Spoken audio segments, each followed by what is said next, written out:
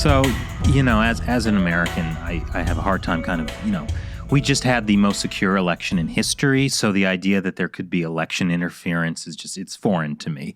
So for the audience, could you give us a little bit of a rundown of the CCP's interference in Canada's elections? Whoa. Well, it started, the word started to circulate about last November that a network of that involved 11 candidates in the 2019 elections was funded by the Toronto consulate, and that there was a lot of mobilization of volunteers, that some of them were paid. Election laws were broken in order to secure the election of at least 11 candidates in the Greater Toronto area.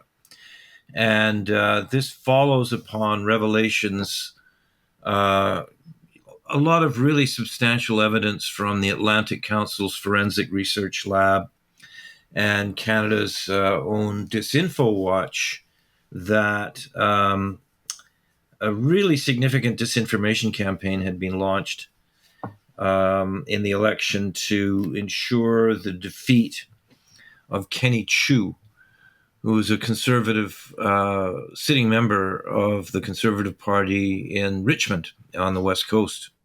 They targeted Kenny because he was the sponsor of a bill in the Senate for a foreign influence registry.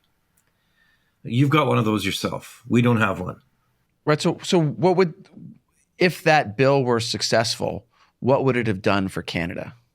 Well, it's actually, the criticism I've heard of it is it wouldn't do much. What it would do is that any representative of the Chinese government or a state-owned enterprise or an agency of the government who was contacting or having any kind of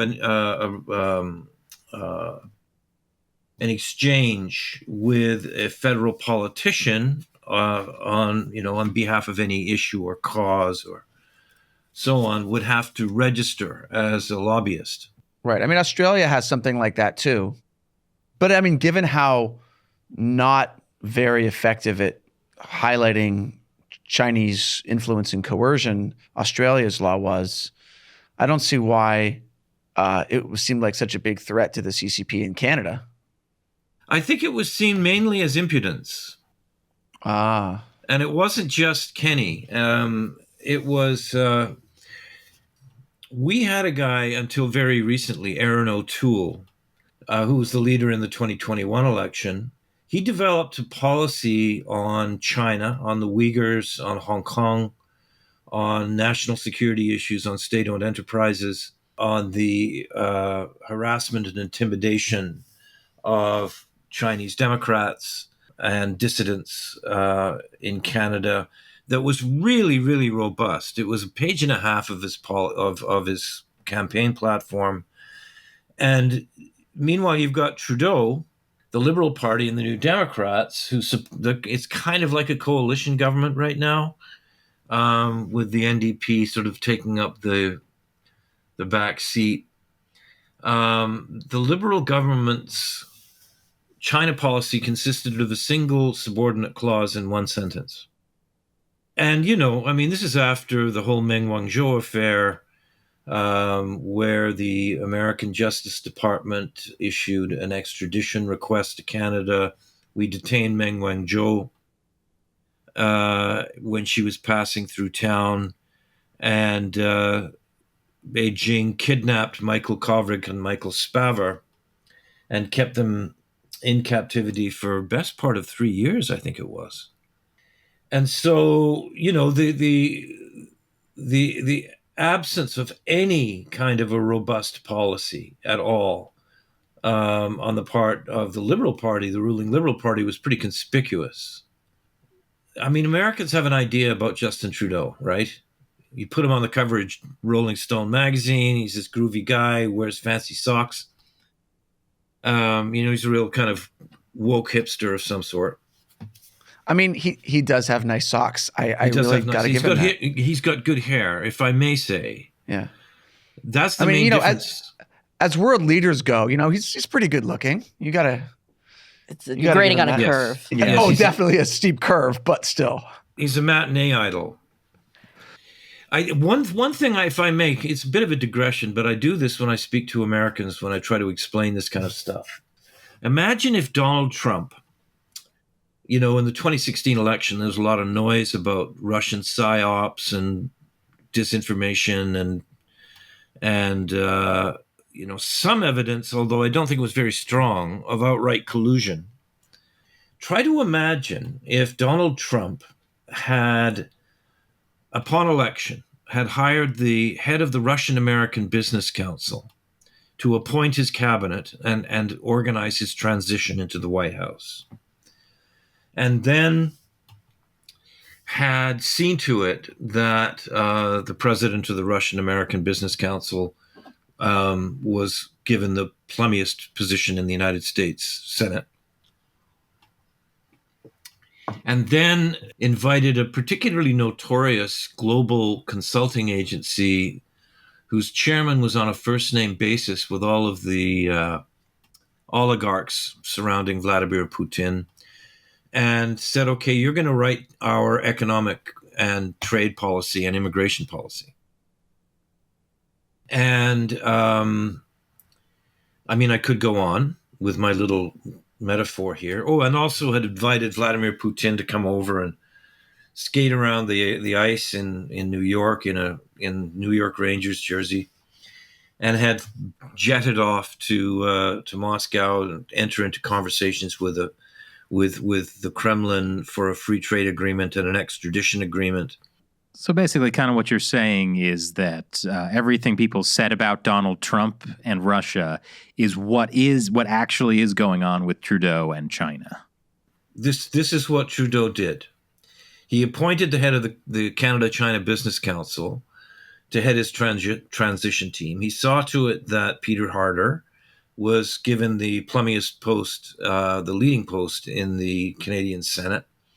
He hired Dominic Barton and McKinsey to craft his entire economic growth strategy, jetted off to Beijing to discuss an extradition treaty and a free trade agreement, and had a vision for the country in which we would marry our natural resource wealth and our advanced capitalist economy with Chinese capital and markets, Chinese consumer markets.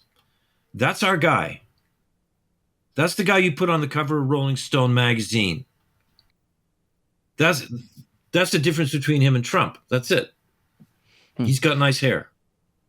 Trump doesn't have nice hair? Come on. Yeah, but Trump does not have nice socks. But the other thing, I think, just if I may, I don't want to bang on this too much, but just like Trump, Trudeau kind of took over the Liberal Party. 70% of all the Liberal Party members, but when he went into the 2015 election, he had recruited himself.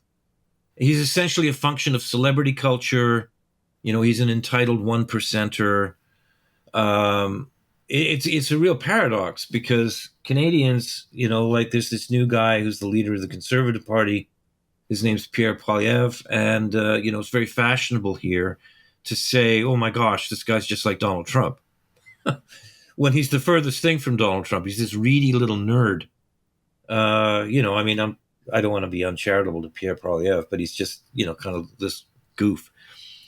Well, that's really mean. That was mean. I'm sorry. He's pretty goofy, but he's certainly not Donald Trump. So there you go. That's Trudeau. That is the background to the story about Chinese influence in this country and the specific interventions and interference operations that the United Front Work Department ran in the 2019 and 2021 elections. And it was because they were afraid that Trudeau might lose and the Conservatives might win. And now, as I understand it, Trudeau's kind of response to all of these new revelations about Chinese influence operations and how specifically he and his family have been tied to it, Justin, Mr. Blackface Trudeau, is calling all these accusations racist. Yeah, that's one of the things he's saying. And that is, there was a terrible controversy over scientists with the People's Liberation Army who had to be escorted out of the Winnipeg microbiology lab. And when opposition concerns were raised in the House of Commons, he said the same thing. Well, you guys are just this is all about anti-Asian racism. And I think he's really hit a wall with that, because, it was dodgy to start with, because, people who have raised the alarm about Beijing's influences in the Liberal Party and in the Canadian economy, the loudest have been people, how shall I put it, they don't have suspiciously Lutheran-sounding last names. They're mainly Asian. They're mainly Hong Kongers. They're mainly mainland Chinese. And this latest go-round, when he said, well, this is really just anti-Asian racism, he was met by a number of fairly prominent voices in the pro-democracy community, ethnic Chinese, basically telling him to shut his cake hole, that this isn't about racism at all, that Canadians have a right to know just how deep Beijing's reach has spread within the Liberal Party, and just exactly what they were doing in the 2019 and 2021 elections.